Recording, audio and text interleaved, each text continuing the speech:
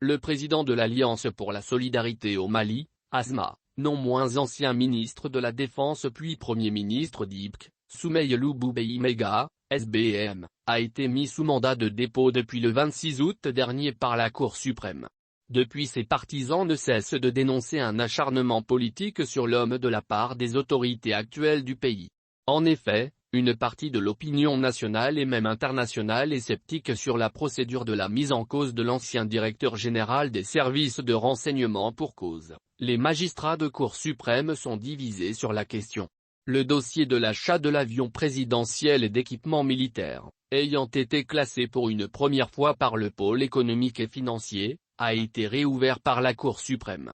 L'ancien Premier ministre, Soumeylou Boubèye Maïga, chef de parti politique, a été placé sous mandat de dépôt et jeté en prison sans tenir compte de son statut. Il faut reconnaître que Soumeylou Boubèye Maïga est en prison avec des brigands et terroristes qu'il a fait appréhender pendant son passage à la tête de DGSE. Il est en danger en prison car il y est avec certains de ceux-ci qui peuvent lui faire du mal. Aujourd'hui, la justice malienne se dit déterminée à combattre la corruption et l'impunité dans toutes ses formes, mais on constate que certaines personnes qui traînent des casseroles sont au sommet de l'État. Où en sommes-nous avec le dossier de l'Artamp? L'auteur de ce crime économique était-il au-dessus de la loi? Selon les partisans de l'ancien Premier ministre, Soumeylou Boubèye Maïga, son seul péché a été de s'opposer publiquement à la prorogation de la transition. Ils estiment que leur président est aujourd'hui en prison pour avoir exprimé son opinion. Les partisans de Soumeylou Boubèye Maïga attirent l'attention des autorités de la transition sur ses conditions de détention. Ils ont entrepris plusieurs démarches auprès des autorités pour l'amélioration des conditions de détention de Soumeylou Boubèye Maïga qui sont restées sans suite. Le collectif pour sa défense a aussi introduit des demandes d'allègement de conditions du tigre, comme l'appelle communément.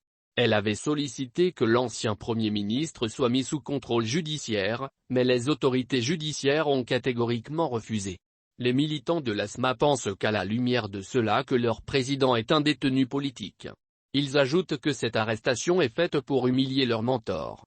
Oui à la lutte contre la corruption, mais il faut aussi un respect des droits de l'homme et surtout le respect des procédures judiciaires. Le président de la transition, le colonel Assimi Goïta, dans son adresse à la nation, lors de la fête de célébration de 22 septembre, a instruit la famille judiciaire d'engager une lutte implacable contre la corruption. Il a, par la même occasion, souligné aux magistrats de faire en sorte que personne ne sente dans un abus.